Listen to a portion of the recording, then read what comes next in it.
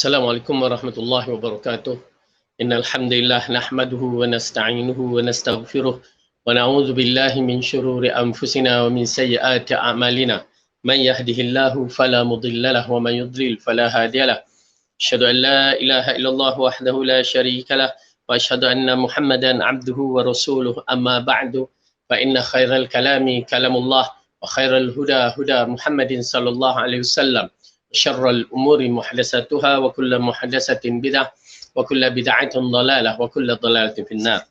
Alhamdulillah, pertama kita rafakkan syukur kita kepada Allah Subhanahu wa taala yang menghidupkan kita pada hari ini dan menyampaikan kita pada akhir tahun, bulan yang terakhir tahun ini. Ia merupakan satu nikmat yang Allah beri, yakni nikmat umur, yang ianya merupakan satu nikmat yang perlu dihargai sebelum umur kita terhenti. Oleh kerana itu, tuan-tuan dan perempuan, hiasilah ilmu kita, umur kita ini dengan ilmu-ilmu yang bermanfaat, kerana ianya adalah salah satu perkara yang paling mudah untuk mendapatkan ganjaran pahala yang paling besar. Kerana apa? Menuntut ilmu menghilangkan kejahilan. Dengan arti kata lain, bila hilang kejahilan, tidak ada satu perkara yang terbaik dalam hidup kita ini, ianya akan berada di dalam pendirian yang tegas apabila kita ada ilmu yang tepat. Jadi, ianya merupakan perkara yang penting sehingga kan Rasulullah sallallahu alaihi wasallam mengatakan, man salaka tariqan yaltamasu fihi ilman sahhalallahu lahu tariqan ilal jannah. Barang siapa yang berusaha untuk menuntut ilmu, maka Allah akan permudahkan baginya jalan ke syurga. Dan kita mengharapkan dengan cara kita menuntut ilmu ini, Allah permudahkan bagi kita jalan ke syurga, kerana ianya jalan yang terlalu berliku-liku. Ya, jalan syurga bukan jalan yang kita sangkakan mudah. Ianya jalan yang penuh dengan liku-liku, kerana kehidupan dunia ini terhad. Ya, kehidupan dunia ini terhad, tetapi kehidupan akhirat sana bermulanya dengan jalan yang penuh liku-liku dan berakhirnya dengan syurga ataupun neraka. Itu yang menakutkan kita. Ya, kita jalan di dunia hanya berapa tahun je yang kita boleh miliki. Mungkin 60, mungkin 70, di kalangan para jemaah ada yang umurnya baru 40-an, 30-an, 40-an, dan ada yang 50-an, dan ada yang sampai dah waktu yang dikatakan 60-an, ianya merupakan waktu expired date. Sebenarnya waktu yang Rasulullah kata kebanyakan umat aku sampai umur di sini, 60 ke 70 adalah ramai yang akan meninggalkan alam ini. Oleh kerana itu, ya, umur yang begitu hanya terhad. Kita katakan ambillah umur ini paling panjang 100 tahun. Itu kalau kita nak, ya, kita nak, tapi sampainya belum tentu. Tetapi paling banyak Rasulullah dah kata 60 tahun. Bayangkan tuan-tuan dan perempuan, sebentar.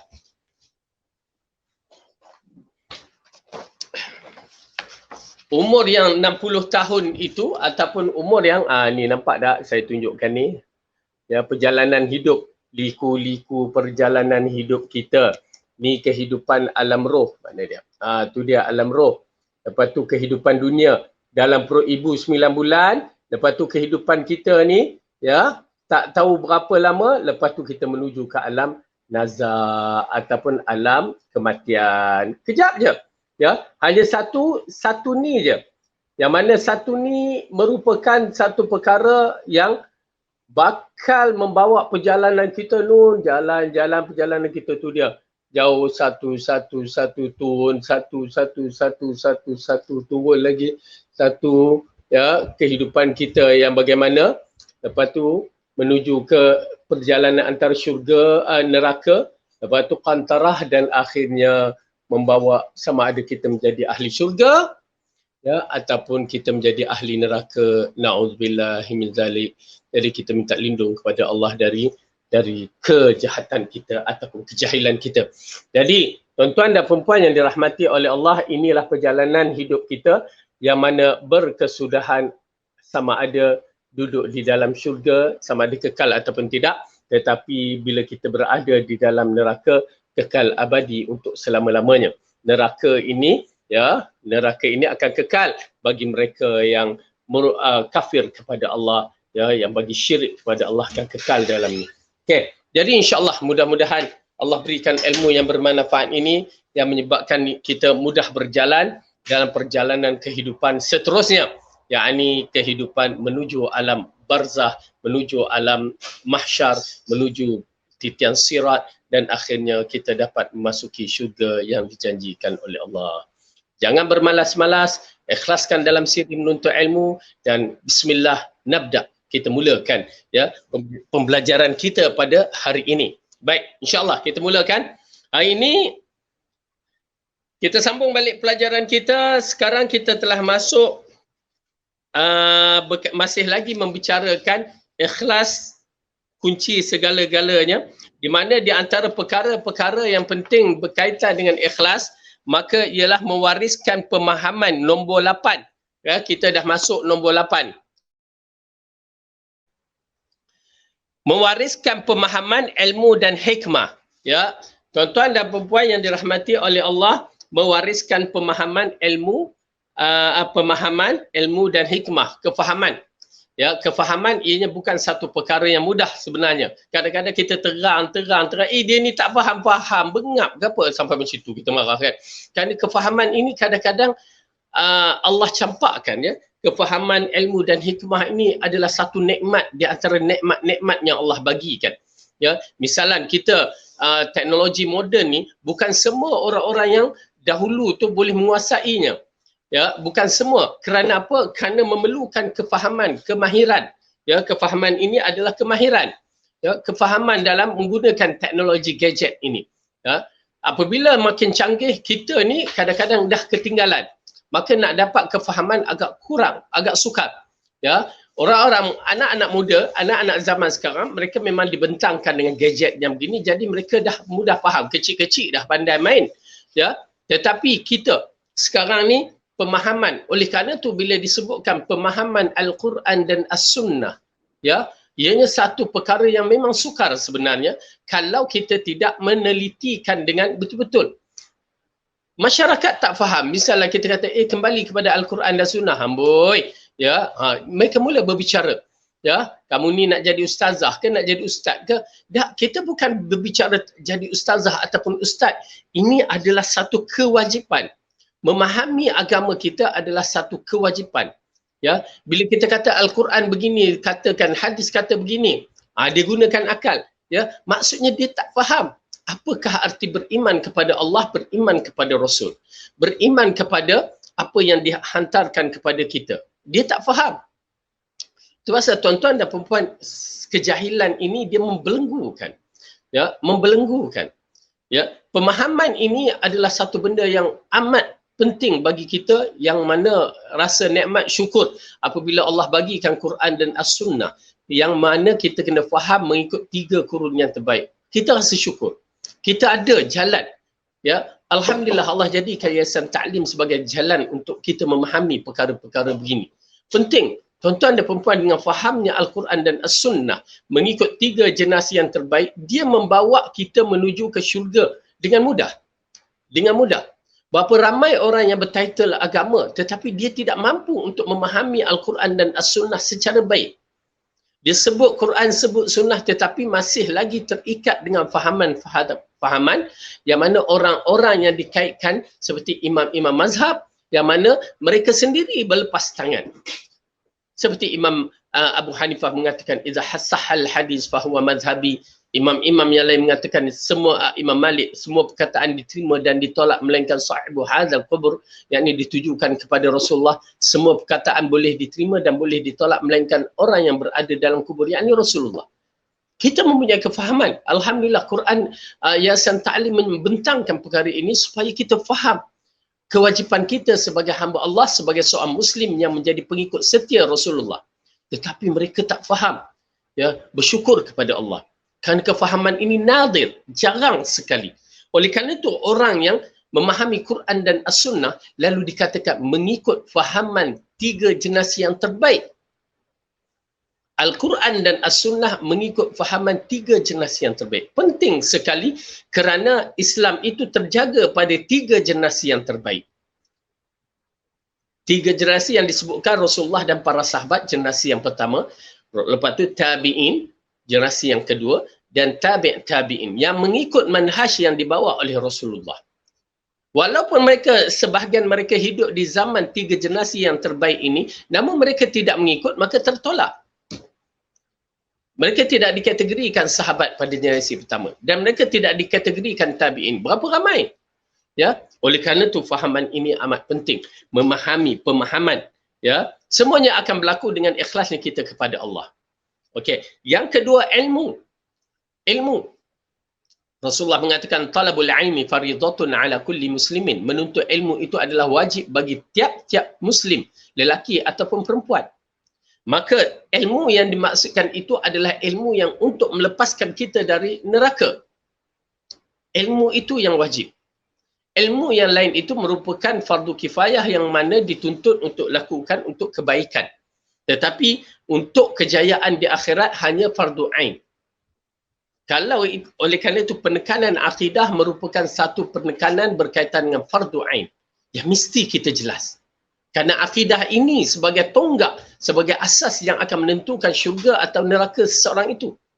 Lepas tu barulah datang solatnya, puasanya, zakatnya, haji, baru datang.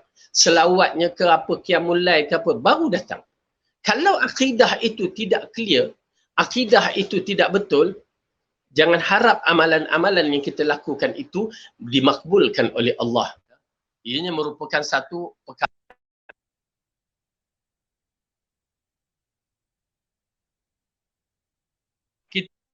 kan bahawa memahami pemahaman ilmu dan hikmah. Hikmah ini ya terlalu besar. Hikmah adalah satu perkara yang agak sukar. Apabila Luqman Al-Hakim dipanggilkan Al-Hakim itu kerana kehikmah, dia mahir. Ya Allah bagi hikmah kepada dia. Seperti mana yang disebutkan dalam Al-Quran, wa man yu'tal hikmata faqad utiya khairan katsira. Barang siapa yang diberikan hikmah, ya, maka sesungguhnya dia diberikan kebaikan terlalu banyak. Kalau kita membaca Al-Quran, hikmah itu terbagi kepada dua. Ya. Hikmah itu yang pertama maksudnya ialah hadis Rasulullah ataupun sunnah Rasulullah. Yang kedua, hikmah dari sudut kelebihan yang Allah bagi. Wa man yu'tal hikmata faqad utiya khairan katsira. Ya, kemahiran dalam memahami sesuatu perkara itu. Ya, yang sukar manusia-manusia untuk mendapatinya. Itu dia hikmah. Oleh kerana itu Luqman Al-Hakim dia mempunyai hikmah yang disebutkan Al-Hakim kerana hikmah dia. Kerana dia dikatakan kurang bercakap tetapi bila dia melihat sesuatu dia melihat dengan penuh hikmah.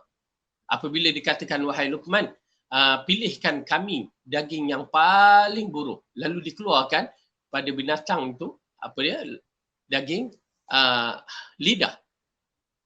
Lepas tu hari yang lain ditanya keluarkan yang paling baik daripada daging lalu dikeluarkan lidah juga. Jadi orang bertanya kenapa lidah itu yang paling baik dan paling buruk, lalu diterangkan bahawa dengan lidah inilah seorang itu yang disebutkan seperti mana dalam Al-Quran adalah hadis Rasulullah mengatakan disebabkan seorang itu dimasukkan neraka dengan jarak yang begitu jauh. Ya, antara langit dan bumi disebabkan perkataannya yang tidak dijaga. Dan seorang itu dimasukkan, yakni dicampakkan dalam neraka. Begitu. Dan yang kedua, dimasukkan ke dalam syurga dalam jarak antara langit dengan bumi. Disebabkan perkataan yang dia jaga. Ya, maksudnya dia jaga perkataannya sehingga dia dimasukkan ke dalam syurga. Okey. Jadi lidah memainkan peranan. Jadi di sini, ya, tiga perkara ini mewariskan. Bila kita ikhlas kepada Allah, dia akan mewariskan pemahaman ilmu dan hikmah. Dengan keikhlasan Allah akan membukakan pintu pemahaman ilmu dan cahaya hikmah kepada hamba sehingga ia dapat membedakan antara kebenaran dan kebatilan. Itu yang paling penting. Dapat membezakan antara kebenaran dan kebatilan. Tak kiralah kebenaran itu dalam urusan, ya, terutamanya urusan agama. Kalau urusan dunia pun kita memerlukan kebenaran dan kebatilan untuk memisahkan. Yang mana Allah mengatakan walaqad ba'atsna fi kulli ummatin rasulan an i'budullah wajtanibut taghut. Sesungguhnya kami telah mengutuskan para rasul kepada tiap-tiap umat supaya apa dia? Mengenal kebenaran, yakni an i'budullah, menyembah Allah, wajtanibu, yakni menjauhkan ataupun memisahkan diri daripada kebatilan. Wajtanibut taghut, menjauhkan dari kebatilan. Taghut adalah kebatilan. Okey. Dengan arti kata lain, dengan adanya ikhlas itu Allah berikan kita pemahaman, ilmu dan cahaya hikmah sehingga kita dapat membeza antara buruk dan baik. Ya. Ini kemahirannya Allah bagi, kita tak nafikan. Tuan-tuan dan perempuan siapa yang pakar masak? Saya bagi contohlah, pakar masak. Dia bidang masing-masing, pakar masak. Okay. Dia rasa je, ini dia campur ni, kan? Hebat kan? Dia boleh kesan apa masakannya. Ya, dia makan sesuatu tu. Dia boleh tahu apa yang dikandung. Tu dia. Ya. Dia dapat membezakan. Kalau dia rasa, ini jenis malas masak, tak reti nak masak, tawar, lesyo, apa kan disebut kan.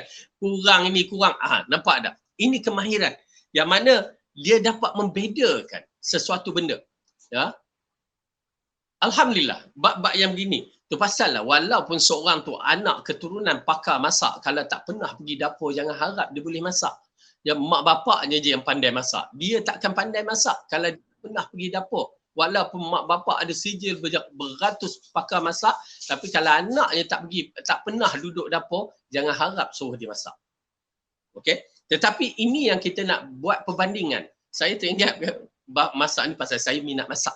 Ya, saya minat masak. Ya, bila seorang tu masak, ada seorang yang dia rapat dengan saya, dia pandai masak. Bila orang bagi je, dia rasa kurang. Kita makan pun kita rasa okey lah, tapi dia kata kurang. Kan? Ada beza dia. Tapi bila dia makan, pandai dia ni. Kan? Berarti bila dia mengatakan pandai dia masak, berarti kedudukan dia ni Masya Allah. Ya, Masya Allah, dia ada kemahiran. Jadi ini baru satu bab.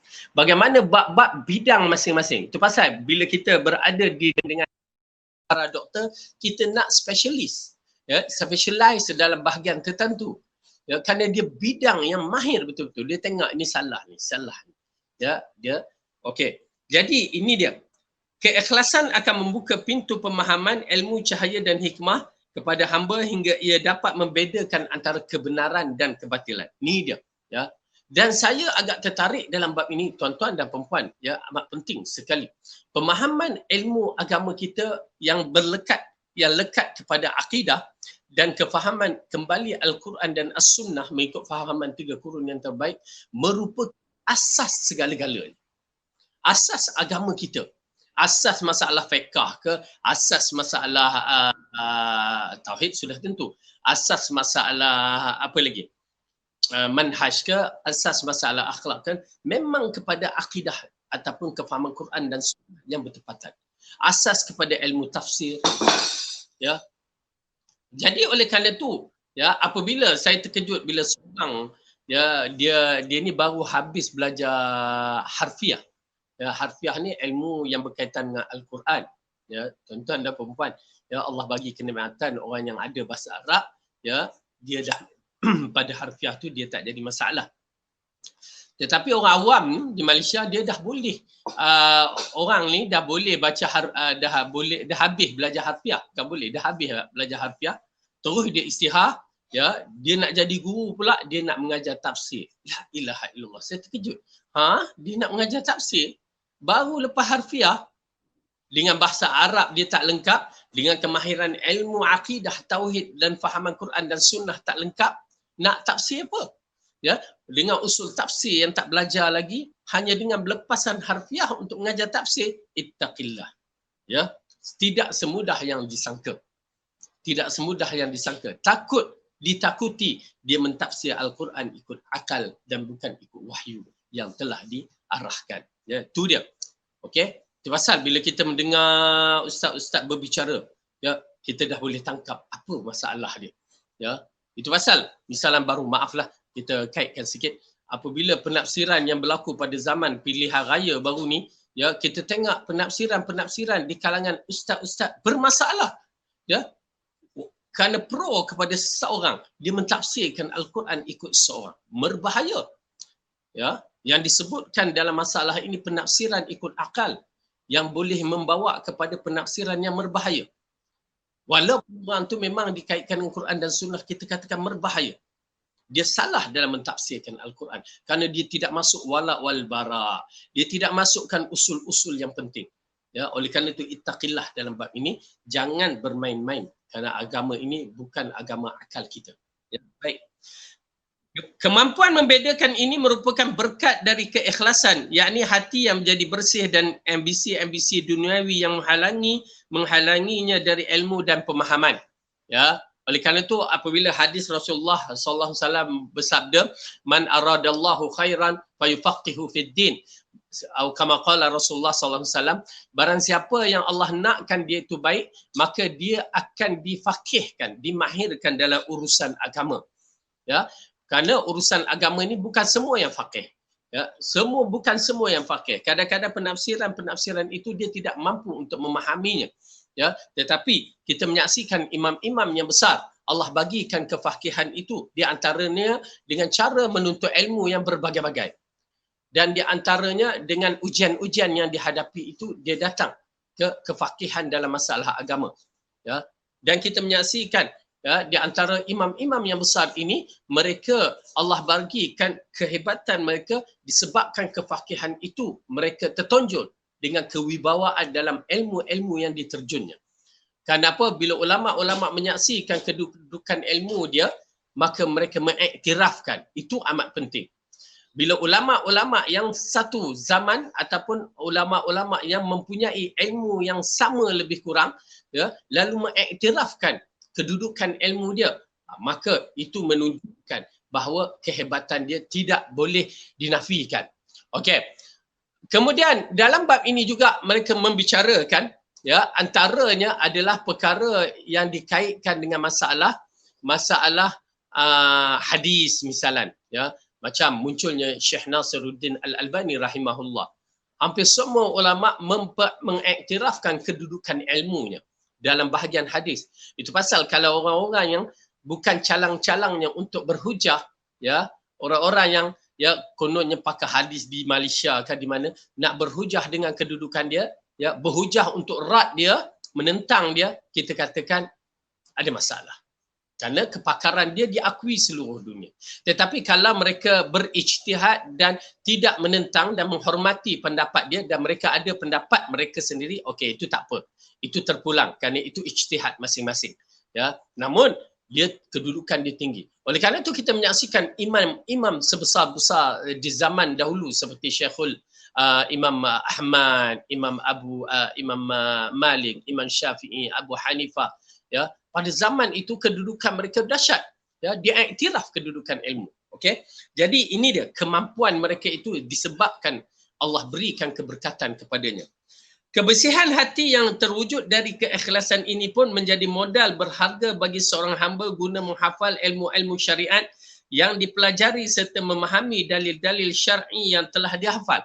Ya, jadi kebersihan hati ini betul-betul dia ikhlas. Ini bukan kebersihan hati yang dikatakan macam golongan sufi untuk membersihkan hati, itu bukan. Ya, itu lain. Ini kebersihan hati betul-betul dia nak menghayati agama ini, nak membela agama ini, maka keikhlasan itu menjadi modal berharga bagi seorang hamba. Dia asas bagi seorang hamba untuk menghafal ilmu-ilmu syariat. Tuan-tuan dan puan-puan, penting dalam siri menuntut ilmu adalah keikhlasan. Kenapa kita belajar? Nak dapatkan sijil, kita akan dapat sijil, tapi ilmu itu tidak bermanfaat. Betul? Ya, ini saya menyaksikan disebabkan jika seseorang, kalau seorang yang ada dalam medan ikhlas pun boleh terjebak dalam beberapa kesilapan, ini kan pula yang tidak ikhlas. Dia menuntut ilmu, ya, nakkan sijil, maka dia akan dapat sijil. Saya menyaksikan dalam bab-bab ini, ya, nakkan sijil, dapat sijil, tapi ilmu tidak ada. Dapat sijil bukan sebarangan, mumtaz, terbaik. Tetapi bila kita minta dia menerangkan, cukup terjemahan bahasa Arab tu saja, kita minta buku yang dia ajar dalam bahasa Arab darjah berapa ya, 3 ke 2, ya, bahawa ianya tidak mendatangkan keberkatan pada ilmu yang disampaikan. Untuk terjemah bahasa Arab pun tak boleh. Sijil mumtaz, terbaik. Saya pun jadi hairan. Kita panggil yang kedua jahid dia. Yang tadi A, yang ni B je, tapi dia boleh terjemah dengan baik. Ya, subhanallah. Nampak tak bagaimana perbezaan, ya? Kalau matlamatnya sijil, akan dapat sijil. Tapi kalau matlamat kerana Allah untuk membela agama, Allah akan bagi sijil dan agama. Okey. Kebersihan hati yang terwujud dan keikhlasan pun menjadi modal berharga bagi seorang hamba guna menghafal ilmu-ilmu syariat yang dipelajari serta memahami dalil-dalil syar'i yang telah dihafal. Ya, satu ketika Imam Syafi'i meminta nasihat kepada Imam Waqi', salah seorang guru beliau, tentang hafalannya yang buruk. Riwayatnya bagaimana dilukiskan dalam berapa buah bait syair di bawah ini. Okey, ini melalui pengalaman Imam Syafi'i rahimahullah. Ya, tuan-tuan dan perempuan, Imam Syafi'i, imam yang agung ini, ya, usianya muda, umur 18 tahun dah boleh mengeluarkan fatwa kerana ilmunya seperti lautan, dan wafatnya pada umur 54 tahun. Ya, ilmunya seperti jibal, seperti gunung ganang yang tinggi dan hebat. Ya, dia mengadu. Kesnya apabila dikatakan bahawa dia berjalan, dia ternampaklah perempuan dan diikuti dengan pandangan yang kedua. Ya, ini di antara fitnah wanita lah, ya, yang dikaitkan. Maka dilihat pada pandangan kedua itu, maka di situlah bermasalah, akan berlaku dosa-dosa di dalam hati kita sebenarnya.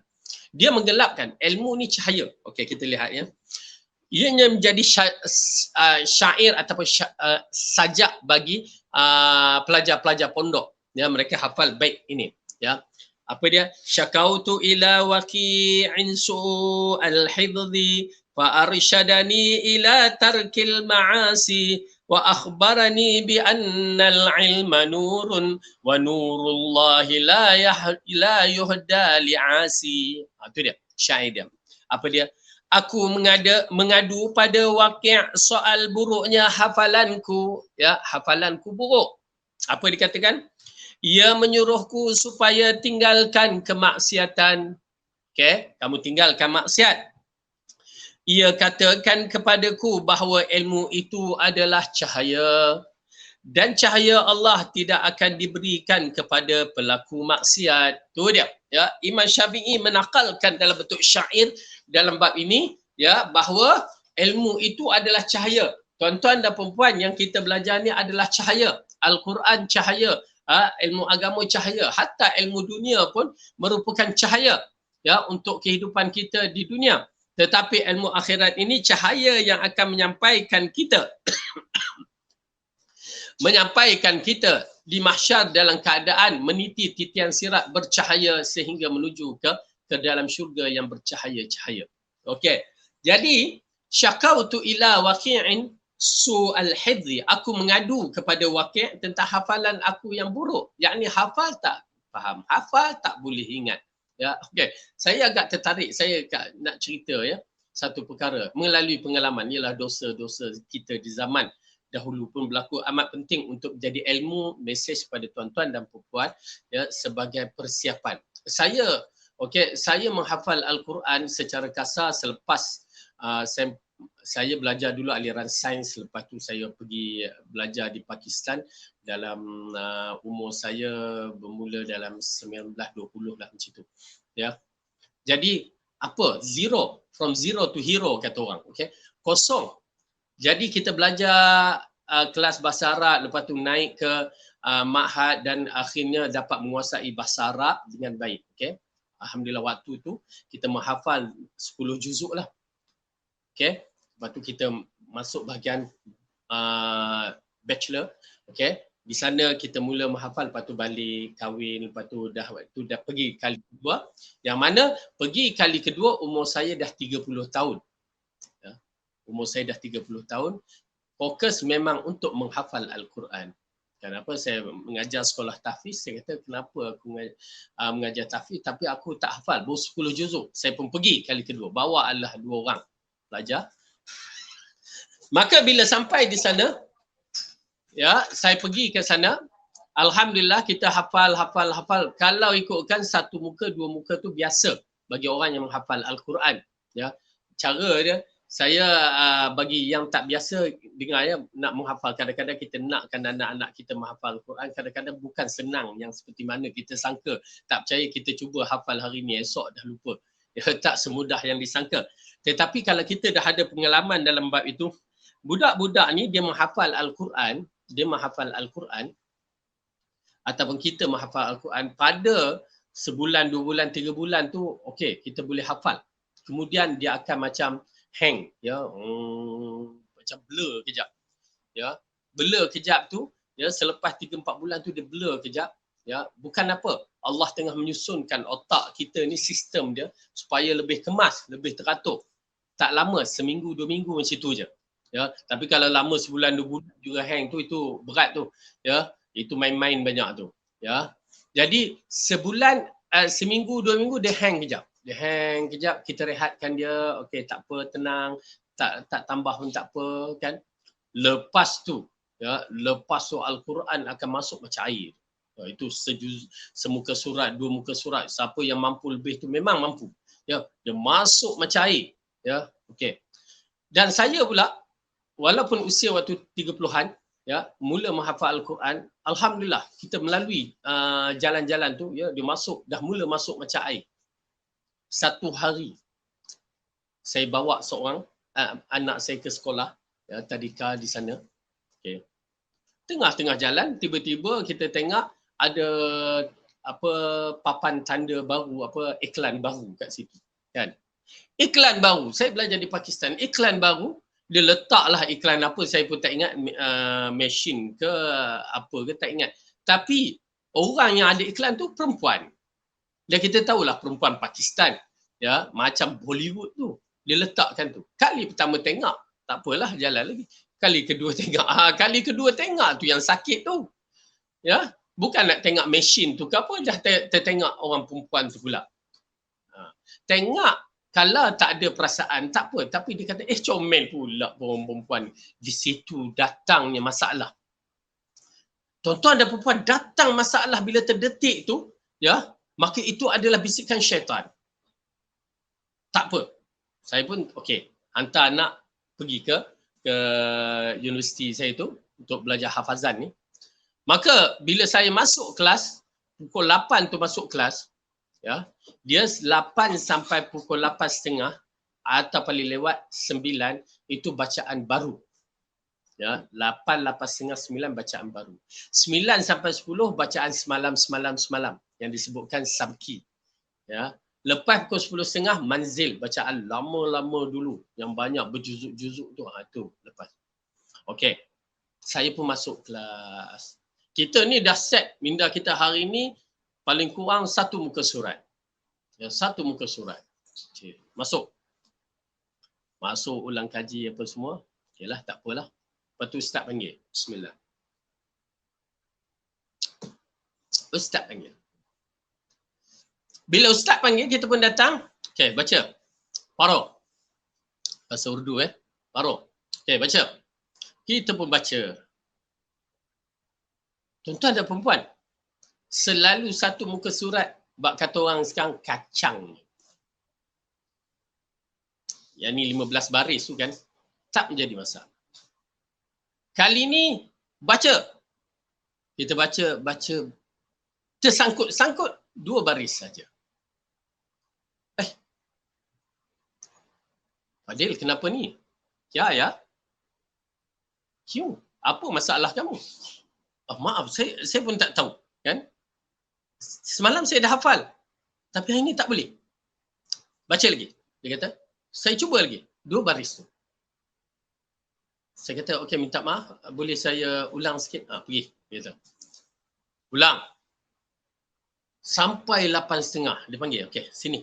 Dia respect lah kita orang tua. Pasal apa, di kawasan-kawasan tu semua hampir boleh kata budak-budaknya adalah orang dewasa, apa, budak-budaknya sampai budak-budak tu kutuk kita, kamu dah tua pun baru nak hafal Quran. Dia umur 10 tahun dah nak habis dah. Kita baru nak start, ya. Tak apa. Saya pun baca. Baca. Saya pun datang pukul 8.30. Baca. Tak boleh. Itulah 2 baris. Tambah sikit-sikit je. Tak boleh. Saya mula fikir, apa masalah aku ni hari ni? Tak apa, dia kata, okey, pergi dulu. Sampai 2-3 kali sampai pukul 9. Tak boleh. Okey, tak apa, dia kata. Dia tahu kita dah berkeluarga, mungkin ada masalah apa. Ya, saya kata, saya tak ada masalah. Okey, tak apa. Baca sabki, bacaan yang semalam. Lalu saya pun buka Quran. Untuk bacaan semalam, baca sikit. Okey, baca. Tuan-tuan dan perempuan dapat sikit je. Tak boleh seperti biasa. Maksudnya dapat setengah muka surat. Tak seperti biasa 3, 4, 5 muka surat. Tak boleh. Cuba lagi. Sampai pukul 10. Tak boleh. Tuan-tuan dan perempuan, nampak tak? Saya mula fikir, apa masalah saya ni?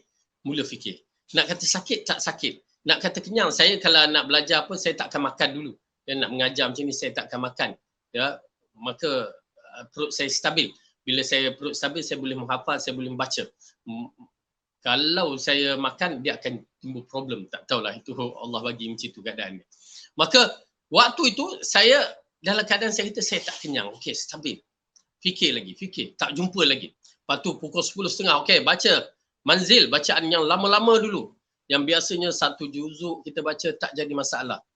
Waktu tu baca, tuan-tuan dan perempuan, tak boleh.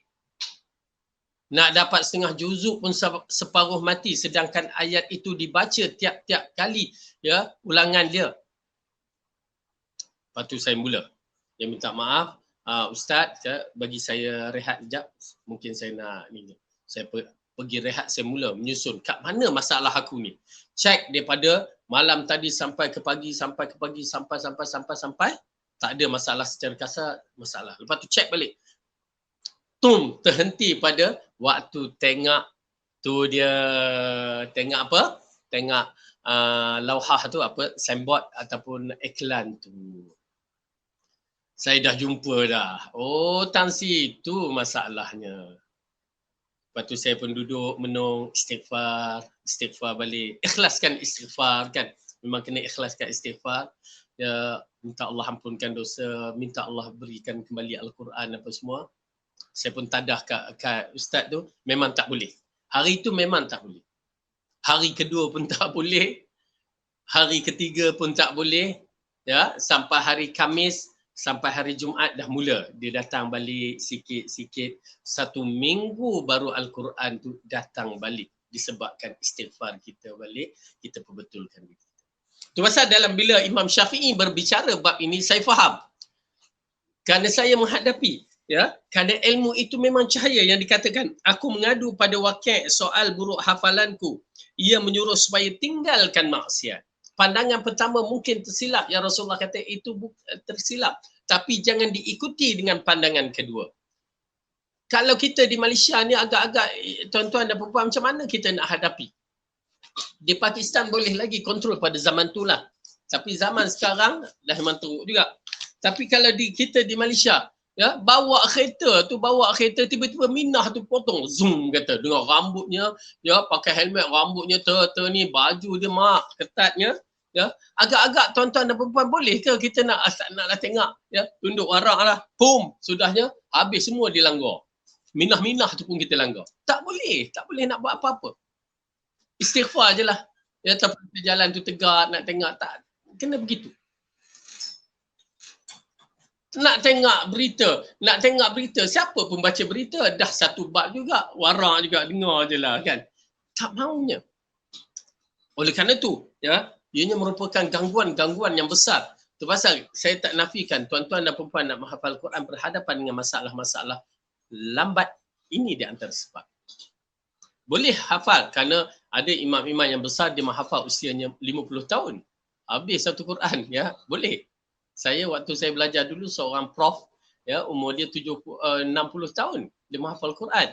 Agak lepas pencen dia menghafal. Masya-Allah boleh. Tapi letih lah. Kita nampak letihnya prof ni kan. Alhamdulillah. Okey. Dan ia katakan kepadaku bahawa ilmu itu adalah cahaya dan cahaya Allah tidak akan diberikan pada pelaku maksiat. Okey. Cahaya Allah tidak diberikan pada pelaku maksiat. Tanya.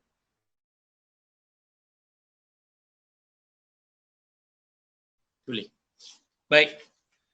Sarana-sarana ilmu yang Allah anugerahkan kepada kita seperti mata untuk melihat, telinga untuk mendengar dan akal untuk memahami baru akan berfungsi dengan baik dan menyerap dan menerima ilmu, apatah lagi apabila hati kita baik. Dan hati yang baik dapat diraihkan dengan keikhlasan. Kerana keikhlasan adalah amalan hati yang agung dan yang termulia. Keikhlasan secara otomatis membersihkan hati beserta segala noda dan kotoran yang menempel padanya. Ya. Kalau kita ikhlas kepada Allah, dia akan mendatangkan kebersihan segala bentuk, sama ada dari hati kita, kerana hati kita dah bersih, maka seluruh anggota badan, perkataan, pandangan, telinga kita semua akan bersih. Itu pasal bila seseorang itu bertaubat, kita akan menyaksikan perangai dia berubah kerana hatinya bersih dan amalan akan membersihkan segala bentuk amalan. Kan Rasulullah kata hati itu adalah raja. Bila raja baik, maka dia akan baiklah kepada segala-galanya. Kalau raja tak baik, maka tak baiklah. Hati itu pemimpin. Pemimpin itu baik, maka baiklah segala-galanya. Kalau tak baik, berarti bergantung kepada pemimpin. Okey. Bukankah Nabi pernah berkata, ala wa inna fil jasadi mudghatan idza salahat salahul jasadu kulluh wa idza fasadat fasadal jasadu kulluh wa hiya qalb. Okey, seperti mana yang saya katakan bahawa Rasulullah mengatakan, ketahuilah dalam jasad terdapat seketul daging, apabila ia baik maka baiklah pula seluruh anggota tubuh, sedangkan apabila ia rosak maka rosaklah seluruh tubuh. Ketahuilah bahawa yang dimaksudkan itu adalah hati. Maka Ibnu Abbas berkata, innama yahfazur rajulu ala qadri niyatih. Seorang itu dapat menghafal menurut kadar niatnya. Ya, kalau niatnya baik maka dia akan menjadi baik. Kalau niatnya ala kadar je, maka dia akan menjadi ala kadar je. Okey, baik. Ma'mal Ibn Rashidi mengatakan, inna ar-rajulu la yatlubu ilma li ghairillahi fayaba alaihi ilmu hatta yakunu lillah hatta yakuna lillah. Sesungguhnya seseorang itu menuntut ilmu untuk selain dari Allah, namun ilmu menolaknya hingga dia ikhlas semata-mata kerana Allah. Ya, subhanallah, ini dia ilmu. Ya, ibu, tuan-tuan dan puan-puan, ilmu begitu tabiatnya. Siapa yang bukan menuntut kerana Allah, dia tidak akan dapat mempraktikalkan. Siapa yang menuntut bukan kerana Allah, maka dia akan merosakkan perjalanannya. Nah, ini dia ilmu. Masya Allah, ilmu sensitif dalam bab ini. Ya, orang belajar kerana nak pangkat, maka dia dapat pangkat, tapi keberkatan ilmu tu tak akan dapat. Ya. Orang belajar untuk semata-mata untuk mencari keuangan, cari apa, dia akan dapat apa yang dikehendaki, tapi keikhlasan ilmu yang sebenar dia tak akan dapat. Hikmah tak akan dapat. Susah. Ya, oleh kerana itu menuntut ilmu bukan sebarangan. Di antara kerja-kerja yang Masya Allah. Okey. Semakin ikhlas niatnya, semakin banyak pula ilmu yang dapat dihafalnya, dipahaminya dan diraihkan. Ya, semakin ikhlas seorang itu, maka dia akan dapat yang terbaik ini. Oleh kerana itu, kita walaupun kita belajar macam ni, kelas kita begini, tapi ikhlaskan kita dalam siri menuntut ilmu, tuan-tuan dan puan-puan akan menyaksikan kebaikan, keberkatan ilmu tu. Tapi kena jaga adab-adab. Walaupun kita online ni, kena jaga adab-adab. Ya, adab menuntut ilmu bagaimana. Jangan waktu menuntut ilmu kita sibuk yang lain, mulalah kita duduk makan semua. Jangan. Boleh makan tapi maksudnya fokuskan dalam menuntut ilmu. Kerana adab, kerana dia berkaitan dengan Al-Quran dan As-Sunnah. Kerana bila kita ada adab, walaupun dalam jarak yang jauh, dia akan menjadikan keikhlasan kita menghormati apa yang mesej yang kita dapat daripada Al-Quran dan As-Sunnah. Baik. Bukankah Allah telah berfirman, wattaqullaha a'udzubillahi minasyaitonirrajim, wattaqullaha wa yu'allimukumullahu wallahu bikulli syai'in alim. Dan bertakwalah kepada Allah, Allah akan memberikan kepadamu ilmu dan Allah Maha mengetahui segala sesuatu. Ni dia. Ya, apabila Allah mengatakan takutlah kamu kepada Allah, bertakwalah kepada Allah, maka wa yu'allimukumullah, Allah akan ajar kamu. Ini satu benda yang agak menarik. Ya, sukar. Dia bukan ilmu laduni. Ya, ilmu laduni ni hanya dimiliki oleh Allah, bagikan kepada para nabi. Datang manusia biasa nak ke ilmu laduni, tak ada. Itu penipu sahaja. Okey, terutamanya golongan sufi. Ilmu yang Allah bagi ini, ya, maklumat hikmah ini, ya, Allah akan bagi bila kita takut kepadanya. Bila kita takut kepadanya, maka akan datang perkara-perkara yang bermanfaat. Ini merupakan janji Allah kepada hamba yang bertakwa. bahawa dia akan mengkurniakan ilmu dan keikhlasan ini merupakan salah satu syiar takwa. Jadi kalau kita betul-betul ikhlas kepada Allah, ia merupakan syiar yang besar, syiar yang dituntut untuk kita adakan dalam hati kita apabila kita menuntut ilmu. Baik.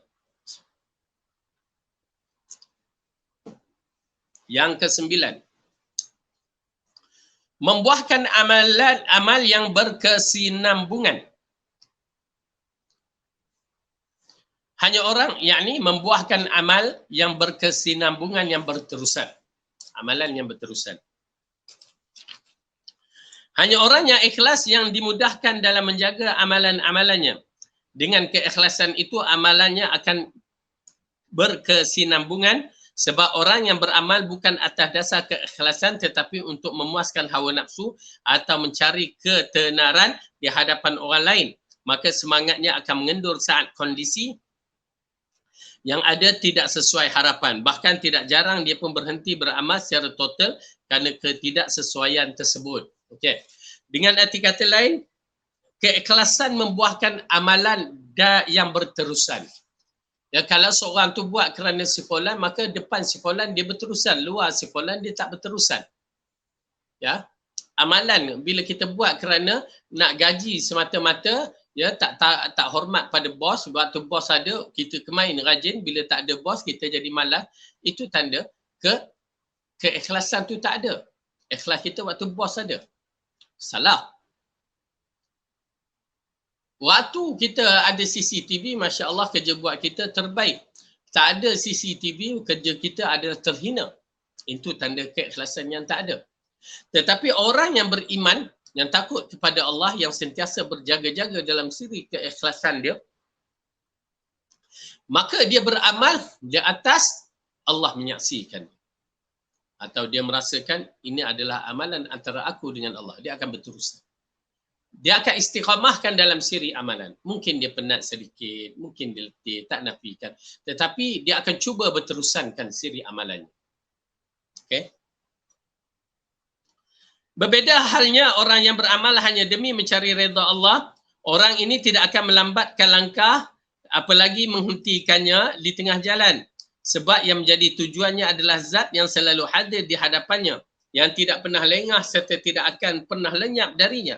Sesungguhnya wajah Allah semata-mata yang akan tetap akan ada ketika semua makhluk telah tiada. Allah berfirman, kullu syai'in halikun illa wajhah lahul hukmu wa ilaihi turja'un. Segala sesuatu pasti binasa kecuali Allah. Segala keputusannya menjadi miliknya dan hanya kepadanya kamu dikembalikan. Okey. Lakukan amalan kerana Allah, disebutkan wajhuh, semua benda akan hancur. Kalau kita buat niat semata-mata untuk bos akan hancur. Kita buat niat kita untuk seorang itu akan hancur. Tetapi kalau kita buat kerana Allah, Allah tidak akan hancur dan tidak akan mati. Baik. Oleh kerana itu, amal yang paling dicintai olehnya adalah yang berterusan sekalipun terlihat kecil. Sebab ia pasti dilaksanakan di atas dasar keikhlasan. Ya, yang disebutkan di dalam hadis, amalan yang sedikit tetapi berterusan itu, ya, disukai oleh Allah. Amalan yang sikit tetapi berterusan. Satu, amalan yang sikit bertepatan dengan sunnah dan berterusan. Ya, yang dimaksudkan di sini amalan yang sedikit itu bertepatan dengan sunnah, berterusan, maka disukai oleh Allah. Rasulullah bersabda, ahabbal amali ilallah ma dawama alaihi sahibuha wa in qalla. Amalan yang paling disukai oleh Allah adalah dilakukan secara berterusan oleh pengamalnya meskipun sedikit. Tuan-tuan dan puan-puan, kita baca Allahumma salli ala Muhammad, ya, ataupun tambah wa ala ali Muhammad kama sallaita ala Ibrahim wa ala ali Ibrahim innaka Hamidum Majid. Lebih berharga dari seseorang itu berzikir dengan cara yang tak diajar oleh Allah. Walaupun tuan-tuan baca satu dengan selawat yang betul berbandingkan orang yang baca Allahumma salli ala Sayyidina Muhammad, ya Saidina ditambahkan terutamanya dalam solat, maka tuan-tuan dan perempuan akan menyaksikan sedikit itu lebih diterima oleh Allah. Kenapa? Bertepatan dengan Quran dan Sunnah. Rasulullah ajar. Rasulullah tak tahu ke ya nak memuji dia dengan cara yang betul? Tambahlah Saidina, tak perlu. Kerana ini amalan tauqifi yang Rasulullah ajar sendiri. Amalan yang mesti ada dalil. Rasulullah ajar sendiri kepada para sahabat cara berselawat kerana sahabat tanya secara direct. Apa salahnya ambil? Para sahabat tak reti ke nak memuji Rasulullah Saidina. Tetapi Rasulullah tak pernah ajar. Nampak tak? Ini dia, beza seorang yang berilmu. Jangan sebut apa salahnya. Kita berdiri di atas dalil. Dalil ni password dia. Dalil ni kunci dia. Kalau tuan-tuan salah password, jangan harap boleh buka. Kalau tuan-tuan salah gigi kunci itu, jangan harap boleh buka. Begitu juga dalam siri amalan soleh, password dia ittiba'ur rasul. Ikhlas dan ittiba'ur rasul. Baik. Kemudian,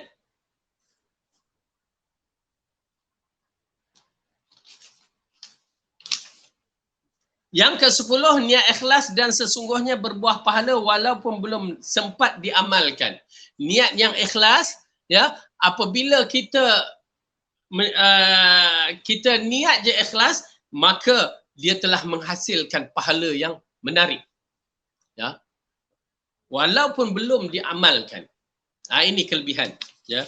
Kelebihan niat seseorang itu bila nak melakukan amalan, ya, keikhlasan itu akan memberikan kebaikan terlalu banyak. Apa dia? Kita lihat sekejap.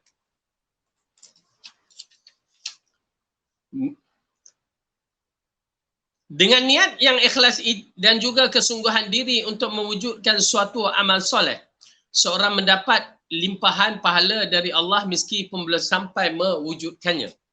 Ini berdalilkan dari Abu Qabsyah Al-Ammari menukilkan sabda Nabi sallallahu alaihi wasallam, "Innama dunya li arba'atin nafarin 'abdin razaqahu Allahu malan wa 'ilman fa huwa yattaqi fi rabbahu wa yasilu fihi rahimahu wa ya'lamu lillahi fihi haqqan fa hadha bi afdalil manazil wa 'abdin razaqahu Allahu 'ilman wa lam yarzuqhu malan fa huwa sadiqun niyyati yaqulu law anna li malal la'amiltu bi'amalin fulanin fahuwa baniyatihi fa'ajurruhuma sawa'un wa 'abdin razaqahu Allahu malan wa lam yarzuqhu 'ilman fahuwa yakhbitu fi malihi bighairi 'ilmin la yattaqi fihi rabbahu wa la yasilu fihi rahimahu wa la ya'lamu lillahi fihi haqqan fahadha bi akhbathi manazil wa 'abdin lam yarzuquhu Allahu malan wala 'ilman fahuwa yaqulu law anna li malan la'amiltu fihi bi'amalin fulanin fahuwa baniyatihi bizruhuma sawa'un." Subhanallah, ya. Hadis ini membicarakan bagaimana seseorang itu hanya dengan niat maka dia dijadikan sebagai seseorang yang silap, ya, seorang yang melakukan kesilapan. Dan dengan niat juga dia akan menjadi seseorang yang melakukan kebaikan.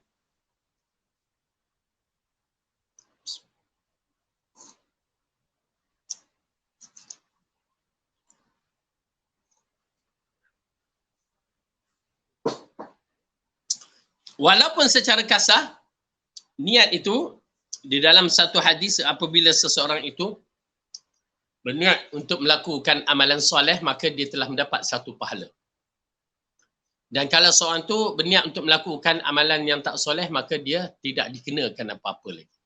Okay? Namun hadis ni agak menarik. Mari kita tengok. Terdapat 4 golongan manusia di dunia ini. Pertama, okay, golongan yang pertama, golongan yang Allah dikurniakan harta dan juga ilmu agama. Dia bertakwa kepada Allah terhadap 2 kurniaannya itu. Dengan menyambungkan silaturahim dan mengetahui hak-hak Allah kepada keduanya.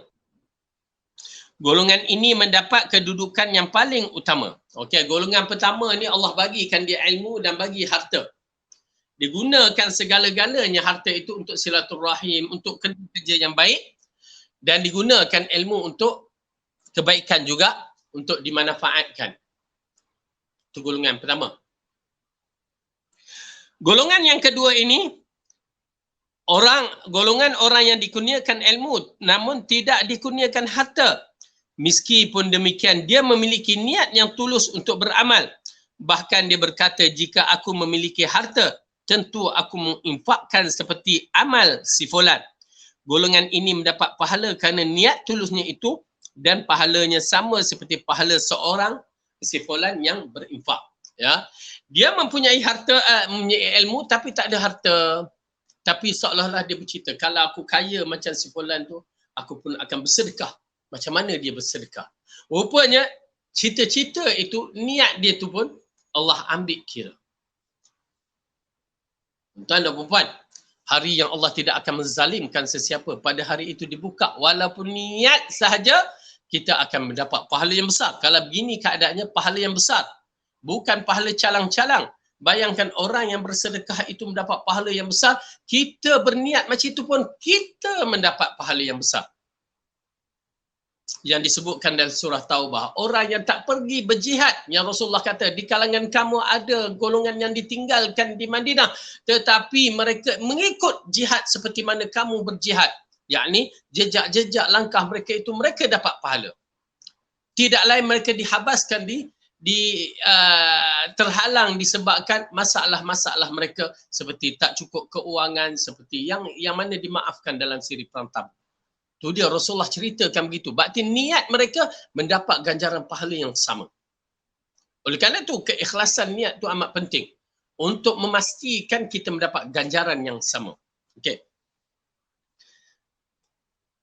Golongan yang ketiga, orang yang dikurniakan harta namun tidak dikurniakan ilmu agama. Dia memakai hartanya tanpa ilmu. Akibat dia tidak bertakwa kepada Allah terkait urusan hartanya, tidak menyambung tali silaturahim dengannya, serta tidak mengetahui hak-hak Allah di dalam hartanya itu. Okey, golongan ini menempati kedudukan yang buruk. Dia tak ada ilmu tapi Allah bagikan harta. Ini yang banyak berlaku. Tapi dia tidak pandai managekan harta mengikut hak-hak Allah. Oleh kerana itu, kita jangan sangka harta itu hak kita. Itu ada hak Allah. Apa dia? Kita kena bayar zakat, bersedekah, gunakan untuk silaturahim. Ya, bila dia tak gunakan perkara-perkara tersebut, maka dia tidak menunaikan hak-hak Allah. Tuan dan puan, berat. Ya, apa Rasulullah katakan, ya, maka orang yang begini menempati kedudukannya yang buruk. Dah lah tak ada ilmu. Allah bagi harta, pangai dia, tak jaga harta pula. Apa pula? Ini harta aku. Ya, harta kamu. Tapi ada hak Allah dalamnya. Macam tubuh kita. Ya, ada hak Allah dalamnya. Maksudnya, kena tunaikan hak-hak Allah. Yang ketiga, yang keempat, golongan orang yang tidak dikurniakan harta dan ilmu agama. Orang ini bertekad, seandainya aku mempunyai harta nescaya aku melakukan keburukan seperti si fulan. Orang ini akan dibalas sesuai kesungguhan tekadnya itu, dan dia mendapat dosa seperti dosa si fulan. Ya. Kalau aku kaya macam kita sebut Ronaldo ke apa semua, Messi ke apa, aku akan buat macam si fulan. Berbahaya. Niat-niat yang begitu berbahaya. Ya, rupanya niat-niat yang begitu dia boleh menyebabkan kita mendapat dosa macam mana orang yang buat tu. Oleh kerana itu, jangan hati-hati kita, idola kita hanya kepada orang yang beriman, bukan kepada orang-orang yang kafir dalam bentuk-bentuk yang begitu. Hamba, okey. Jadi hamba yang bertekad untuk mengerjakan solat malam dan dia menyiapkan segala sesuatunya dengan ikhlas. Tetapi kerana suatu hal itu dia tidak terjaga, maka dia tetap mendapat pahala atas niat keikhlasannya. Seperti mana baginda bersabda, man ata firasyahu wa huwa yanwi an yaquma yusalli min al-laili faghalabathu 'aina hatta asbaha kutiba lahu ma nawa wa kana naumuhu sadaqatan 'alaihi min rabbih. Barang siapa yang mendatangi pebaringan dan berniat akan bangun untuk mengerjakan tahajud solat malam, lalu ia tertidur hingga ke pagi, maka akan dicatatkan baginya pahala solat yang diniatkan, sedangkan tidurnya itu akan menjadi sedekah dari Tuhan Tuhannya untuknya. Okey. Jadi nampak tak? Kalau dia tidur sebelum itu, ini di antara adab-adab tidur. Ya, adab-adab tidur. Ya, insya-Allah saya pun rasanya tak lama lagi buku adab-adab tidur tu yang akan keluar, maka siapa yang berminat boleh. Ya, kerana kita susun.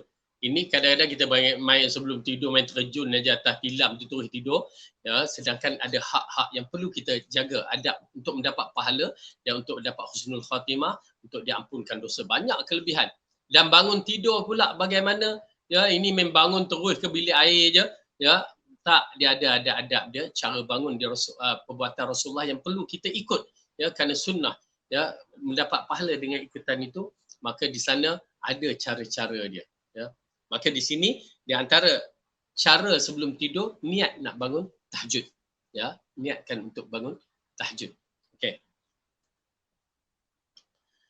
Jadi, siapa yang niat untuk bangun tahajud, tiba-tiba dia terlepas, bukan disebabkan apa, ya, mungkin dia penat, dia letih pada hari itu, maka dia terlepas. Maka Rasulullah kata Allah akan tetap bagi pahala kepadanya seperti dia bertahajud. Cuma kalau seorang yang istiqamah, dia akan ambil waktu selepas subuh, yakni waktu duha tu, dia coverkan. Kerana dalam riwayat yang lain, Rasulullah SAW ya, meletakkan seseorang,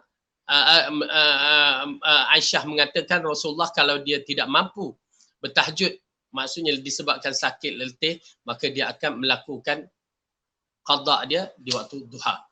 Okey. Pahala seperti itu diberikan pula kepada hamba-hambanya yang mohon dengan penuh keikhlasan agar dianugerahkan mati syahid. Namun kemudian ternyata Allah mendirikan mereka, menakdirkan mereka dengan meninggal di atas tempat tidur. Ya, seperti mana Rasulullah bersabda, "Man sa'alallaha syahadata bisidqin, balaghahu Allahu manazila syuhada wa imma ta'ala firashihi." Maksudnya, barang siapa yang memohon kepada Allah agar dikurniakan mati syahid dengan penuh keikhlasan, nescaya dia menggunakan kedudukan tersebut kepadanya, meskipun dia ditakdirkan meninggal di tempat tidurnya. Ya, ini di antara perkara yang menarik agak bagi kita di Malaysia, agak sukarlah. Mungkin niat kita niatnya pasal kita tak pernah berada di medan jihad. Ya, kita tidak pernah berada di medan yang penuh kesusahan. Kerana jihad fisabilillah bukan satu benda-benda yang kita tengok dalam TV itu. Ui, lawan gitu-gitu. Tak. Ya, jihad fisabilillah adalah perkara yang akan mengeluarkan jiwa kita, perasaan kita, mengorbankan harta kita, keluarga kita dan nyawa kita. Ianya sukar sangat-sangat. Ya, tetapi ini berlaku di kalangan para sahabat yang merindui syahid, seperti kisah ini berkaitan dengan Khalid Al-Walid, yang mana kita tahu Khalid Al-Walid merupakan seorang panglima perang yang cukup hebat. Ya, dia di antara tentera-tentera yang mengalahkan, merancangkan sehingga Rasulullah SAW di dalam perang Uhud hampir kalah. Ya, Khalid Al-Walid, kecerdikan kepintaran dia menganturkan strategi dalam peperangan, dan dia masuk Islam dan dia menjadi ketua tentera Islam. Ya, dan kita menyaksikan di dalam beberapa peperangan yang hebat, Khalid Al-Walid menyusunkan tentera begitu dahsyat sehingga menang. Sehingga kan orang mengatakan kalau Khalid Al-Walid menjadi ketua perang pasti menang. Kalimah itu yang menyebabkan Umar turunkan Khalid Al-Walid. Dia tak mau manusia mengiktikadkan Khalid Al-Walid, sedangkan itu adalah dengan izin Allah. Lalu ditukarkan Khalid Al-Walid di waktu peperangan juga diturunkan. Dan Khalid Al-Walid berperang kerana Allah. Walaupun dia tidak duduk sebagai ketua negara pula. Ya, ketua tentera pada ketika itu, tapi dia tawaduk, duduk ya atas arahan Amirul Mukminin. Subhanallah, peristiwa tu agak menarik ya, agak menarik. Ini tak akan berlaku di bumi kita ataupun masyarakat kita yang tergila-gila nakkan pangkat. Ya, takkan dah berlaku. Khalid Al-Walid sanggup merendahkan diri. Ya, sedangkan dia ketua perang. Bahkan dikatakan tolong rahsiakan dahulu sehingga selesai peperangan. Supaya orang-orang yang berperang tidak tunggal langgam. Itu dia Khalid Al-Walid, sehingga sejarah mengatakan walaupun diletakkan jawatan oleh Umar, dia tetap berperang begitu hebat ya, seperti mana dia seorang panglima. Lalu dia mengatakan, aku berperang bukan kerana Umar, aku berperang kerana Allah Subhanahu Wa Taala. Baca sejarah. Subhanallah, hebat, hebat. Macam mana dia rancang peperangannya semata-mata mengharapkan syahid. Itu pun perbetulan bagi mereka yang mengatakan syahid, ya, masuk perang nak syahid. Tak, dia kena lawan. Bukan masuk perang, letakkan dada, bunuh aku. Tak. Dia kena lawan dan bersungguh-sungguh. Syahid, alhamdulillah. Tak syahid pun alhamdulillah. Tapi di mana dia mati? Ya, di mana dia mati? Itulah agak menarik dalam takdir Allah. Kita tak tahu. Jangan kita kata, oh masuk perang nanti matilah. Tak. Khalid Al-Walid berpuluh kali masuk perang. Ya, semua perang, bahkan dia menjadi leader, ketua peperangan. Dan dia mengharapkan mati dia dalam medan perang. Tiba-tiba mati di atas katil. Menangis dia. Aku tak nak mati seperti seorang wanita. Aku tak nak mati seperti seorang wanita. Ya, tu dia. Aku tak nak mati seperti seorang wanita. Kerana apa? Kematian seorang wanita seperti itu. Jadi jiwa-jiwa lelaki sebenarnya kental. Kita berada di medan. Perjuangan kita, harian kita dalam siri dakwah. Pasal, ya, alhamdulillah kita lihat program-program dakwah yang Yayasan Taklim buat. Masya Allah. Ya, kita kena ada dalam medan-medan yang begini untuk berdakwah kepada masyarakat. Ya, jangan duduk di rumah aja. Saya dah pencen. Tak. Orang-orang yang dah pencen di sana ada kemahiran yang kita boleh bagikan untuk mendapat ganjaran pahala. Ya, tambahan kita. Keluarkan maklumat-maklumat tu.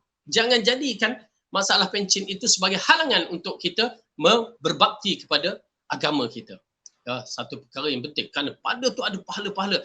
Tuan-tuan, bila dah pencen ada yang mempunyai spesialis dalam bahagian masing-masing. Keluarkan maklumat, bagi, bantu agar sunnah itu naik. Misalan saya, okey, saya alhamdulillah akan kalau diizinkan Allah tanah untuk membina sekolah, ya, tahfiz saya dan pondok orang tua akan berlaku, ya, kalau selesai sign tu, maka saya mengharapkan orang-orang yang punya kemahiran, tak kiralah dia engineering atau arkitek atau apa-apa juga, yang membantu saya dalam membina, ya, kekuatan sunnah, sahabat-sahabat sunnah untuk membina sekolah dan juga pusat pendidikan orang-orang tua. Ya, mudah-mudahan sunnah ini dapat sebar dengan baiknya. Baik. Kemudian kita lihat lagi. Rasulullah sallallahu alaihi wasallam pernah bersabda terkait beberapa orang sahabat yang tidak bisa ikut jihad. Di Madinah ada orang-orang yang setiap kali kalian menempuh suatu perjalanan atau melewati suatu lembah, mereka senantiasa menyertai kalian dalam mendapat pahala. Para sahabat lantas bertanya, wahai Rasulullah, bagaimana mereka tetap bersama kami mendapat pahala padahal kini mereka berada di Madinah? Rasulullah menjawab, ya, mereka tidak bisa ikut berjihad kerana sakit, tetapi hatinya ikhlas. Kalau tak sakit, memang mereka nak ikut berjihad bersama. Oleh kerana itu dalam bab-bab ini, tuan-tuan dan perempuan, lekatkan hati kita keikhlasan untuk melakukan amal soleh tu dah kena ada dalam ni. Bila ada program, kita akan cuba buat, ikut. Tetapi kalau tak mampu, di sana kita mengharapkan Allah bagi ganjaran pahala. Subhanallah. Ini agak menarik apabila saya teringat tentang ayat Al-Quran. Ya, Allah mengatakan dalam surah Ali Imran, ya, faman dalam ayat surah Ali Imran juzuk yang keempat, di mana Allah berfirman ayat yang ke-185. Ya. Surah Ali Imran, surah yang ketiga, juzuk keempat, ayat 185. A'udzu billahi minasy syaithanir rajim. Kullu nafsin dha'iqatul maut wa innama tuwaffawna ujurakum yawmal qiyamah. Faman zuhziha 'anil nari wa udkhilal jannata faqad faz. Wa mal hayatud dunya illa mata'ul ghurur. Tiap-tiap yang berjiwa akan merasakan kematian dan sesungguhnya pada hari kiamat sahajalah disempurnakan amalanmu. Itu dia. Dan syahid dia pada hari kiamat sahajalah disempurnakan amalanmu. Ya. Apa yang dimaksudkan disempurnakan amalanmu? Tuan-tuan dan puan-puan, itulah niat kita itu, kita tak tahu. Siapa pun tak tahu. Kita sendiri pun tak tahu ikhlas ke tidak. Tapi kita cuba nak buat seikhlasnya. Ini satu perkara yang bagi saya agak menarik, ya, di antara amalan-amalan yang kita tak sangka. Dia ada siri-siri amalan yang kita tak sangka, tetapi di sisi Allah tu besar pahalanya. Yang Rasulullah katakan lelaki yang mengangkat batang kayu yang terhalang di laluan orang Muslim, dia mendapat tempat yang terbaik di antara tempat yang terbaik di syurga. Dia tak sangka. Sedangkan simple je amalan tu. Dan seseorang itu memberi minuman anjing kerana tengok kesian anjing tu kehausan, terus mendapat pengampunan Allah. Dia tak sangka. Tu pasal kalau tuan-tuan puan-puan tanam pokok ke, ya, kita sangkalah untuk cantik rumah apalah salahnya kan. Tanam. Kita telah mengeluarkan oksigen. Kita tak sangka itu yang Allah akan berikan pahala. Ya, yang Allah katakan akan disempurnakan pahala. Bukan oksigen saja, dia ambil karbon dioksid lalu diproseskannya. Ya, dah dapat pahala. Subhanallah, pahala. Ini yang paling penting kita kena faham elok-elok. Kadang-kadang amalan yang kita tidak sangka. Niat kita tu, kita tak ada satu sukatan pada niat, hanya Allah yang memilikinya. Tuan-tuan dan perempuan, pada nak cek COVID ada alat dia. Nak cek demam kita ada. Nak cek darah tinggi kita ada, darah rendah ke. Nak cek kencing manis kita ada. Semua ada sukatannya. Dan Allah dalam bab ini yang kita agak confused. Apa sukatan Allah bagikan? Kita tak tahu melainkan kita berusaha dan kita berharap Allah terima amalan kita. Kerana bila kita berusaha nak mengikhlaskan kepada Allah dan berusaha, ya, bersungguh-sungguh untuk menepati apa yang ciri-ciri Allah nak, maka di situ ada sukatan yang diberikan kepada kita yang akan dibuka di akhirat. Kamu betul-betul ikhlas. Kamu layak untuk menerima ganjaran pahala. Apabila hadis Rasulullah katakan 3 orang yang melakukan amalan yang terbaik, jihad fi sabilillah dan jihad fi sabilillah, menuntut ilmu, mengajar ilmu, dan juga orang yang bersedekah. 3 ni hebat, tapi semua masuk neraka kerana masalah ikhlas. Jadi sukatan ikhlas itu bergantung, hanya Allah yang mengetahui, tetapi bergantung kepada kita nak betul-betul kita harapkan Allah ikhlaskan kita dan harapkan Allah terima amalan kita. Penting sangat-sangat. Ya, baik. Jadi di sini kita lihat, apabila Allah mengatakan dalam ayat tadi bahawa pada hari kiamat nanti akan disempurnakan. Jadi ini amalan-amalan, jangan terkejut nanti tuan-tuan dan puan-puan, kita menyaksikan di sana nanti. Amalan yang kita tak sangka, kita anggap alah tak ada apa-apa kan. Dia menjadi bekalan kita di antara bekalan yang terbesar. Tapi pastikan akidah itu betul. Dan di situ juga Allah mengatakan pada hari kiamatlah disempurnakan amalan. Waktu itulah waktu dihisap tu, sebelum kita dimizankan, kalau kita ada mengumpat, kata ada mencela, kita ada makan harta orang lain, semua amalan tu akan dibagi kepada orang lain. Tu dia, pada hari itu disempurnakan amalan kamu. Dan pada hari itu tidak akan dizalimi walaupun sedikit, kata Allah. Oleh kerana itu berhati-hati. Belajar perkara yang membatalkan pahala amalan-amalan. Jangan biarkan ianya terbiar begitu saja. Baik. Innallaha mana tadi? Demikianlah jika seorang hamba Allah itu berniat dengan bersungguh-sungguh dan ikhlas berbuat suatu kebajikan, maka dia mencatatkan satu pahala untuknya. Kemudian jika ia benar berbuat kebajikan, maka pahalanya dilipat gandakan menjadi 10 kali lipat atau bahkan lebih. Pernyataan ini sebagaimana sabda Nabi. Ini amalan soleh. Amalan soleh dia akan meningkat 10 kali ganda paling kurang. Kemudian banyak dia hanya Allah yang mengetahui. Tapi paling kurang 10 kali ganda. Okay? Dan bersedekah paling kurang 700 kali ganda. Okay? Jadi begitu kedudukannya, kita lihat apa dalam hadis ni Rasulullah katakan.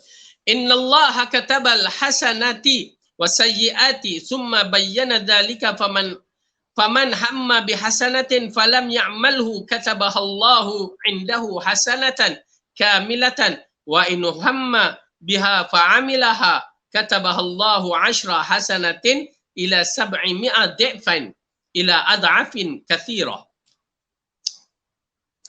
Sesungguhnya Allah telah menetapkan kebaikan dan keburukan. Okey, ini di antara perkara yang kita kena faham. Allah dah tetapkan kebaikan dan keburukan. Okey. Inna hadainahu sabil illa imma syakira wa imma kafura. Syukur kebaikan, kufur adalah keburukan. Ditunjukkan. Lepas tu Allah kata fa'alhamaha fujuraha wa taqwaha. Allah ilhamkan, Allah tunjukkan perkara yang buruk dan perkara yang bertakwa. Lalu Allah katakan qad aflaha man zakkaha. Beruntunglah orang yang membersihkan, mengambilkan kebaikan. Wa qad khaba man dassaha. Dan rugilah bagi mereka yang mengambil keburukan. Jadi bergantung kepada kita sekarang. Dah diberikan kebaikan dan keburukan, terpulang kepada kita yang akan mengolahnya, nak baik ke nak buruk. Okey, baik kita lihat. Sesungguhnya Allah telah menetapkan kebaikan dan keburukan, kemudian dia menjelaskan kepada malaikat pencatat amal. Barang siapa yang berniat melakukan suatu kebaikan, namun tidak jadi melaksanakannya, maka Allah mencatatkan satu kebaikan yang sempurna untuknya. Dia niat nak baik macam kes tahajud tadi, niat nak bangun tahajud, ikhlas. Ya, bukan niat nak bangun tahajud acah aja, tak. Ya, semata-mata nak pahala, tak. Ya, niat tu ikhlas dan memang dia terbangun, dia cuba bangun tahajud. Okay. Tetapi dia niat ikhlas nak melakukan tahajud, nak melakukan kebaikan, ya, tetapi tidak dapat melaksanakannya, tak dapat laksanakannya, tertidur atau tak dapat laksananya, terhalang. Pasal orang-orang yang nak pergi Mekah pada satu ketika terhalang di COVID, maka pahalanya tetap dapat, cuma dia terhalang. Okey. Maka Allah mencatatkan satu kebaikannya sempurna untuknya. Ya, sempurna kebaikan itu. Tuan-tuan dan puan-puan, bila kita sebut kebaikan itu sempurna, bukan, jangan kita fikirkan sempurna itu sempurna kita. Sempurna di sisi Allah, pahalanya terlalu besar. Sempurna di sisi Allah, pahalanya terlalu hebat. Okey. Kemudian, sedangkan apabila dia melaksanakan niat baik, maka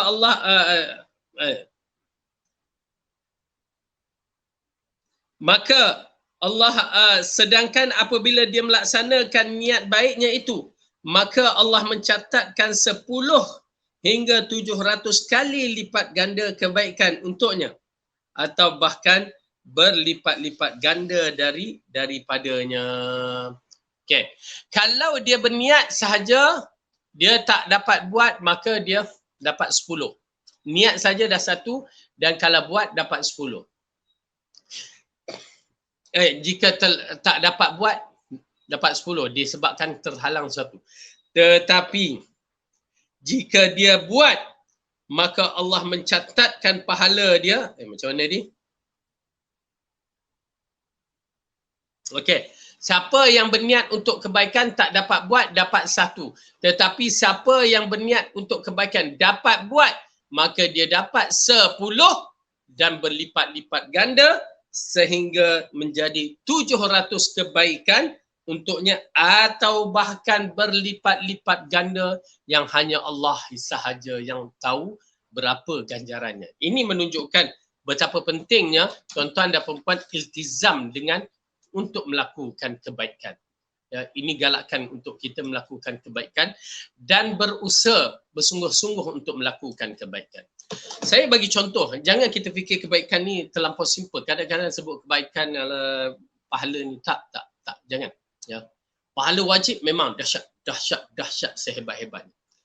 Pahala sunat saja, tuan-tuan dan puan saksikan, Rasulullah mengingatkan kepada kita, barang siapa yang melakukan solat, ya, subuh, sunat subuh, qabliyah subuh, 2 rakaatnya, simple, 2 rakaatnya simple je kita buat.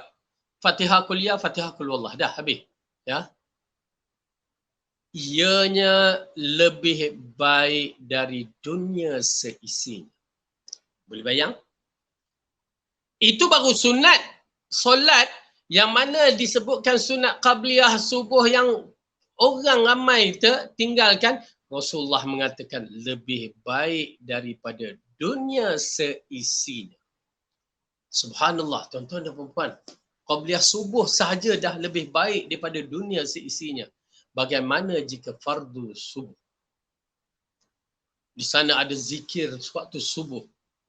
Ya, subhanallah. Oleh kerana itu, iltizamkan diri kita. Sama ada benda tu sunat, wajib sudah tentu. Sunat ke apa ke, selagi perbuatan itu yang mampu kita lakukan untuk mengikut rentak Rasulullah, maka buatlah.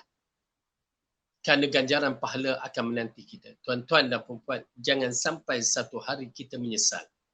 Yakni hari yang di mana kita tak mampu untuk beramal lagi disebabkan sakit atau kecacatan, atau hari yang mana kita sudah tak mampu beramal lagi disebabkan tua, dan hari ataupun nyanyuk, dan hari yang mana kita tak mampu untuk beramal lagi di waktu nazak, baru di waktu itu kita bercita-cita untuk melakukan amalan tersebut, maka di saat itu tidak ada gunanya untuk kita. Ya. Bahkan pada hari yang dikatakan dalam qaul ulama, ataupun saya tak pasti kedudukan adakah hadis ke tidak, ya, saya tak pasti, cuma qaul itu mengatakan seorang yang di dalam kubur itu bercita-cita jika dapat dibangunkan di dunia lalu melakukan solat sunat 2 rakaat pun dah berharga baginya. Solat sunat 2 rakaat yang simple. Maksudnya dia solat tu sambil duduk, ya, buat 2 rakaat, Fatihah, Qul ya, Fatihah, Qul huwallah, dah habis, ya. Habiskan solat, itu dah memadai. Dia merasakan lebih baik daripada dunia seisinya. Jadi insyaAllah, mudah-mudahan ya kita dapat beramal dengan amalan yang kita pelajari pada hari ini.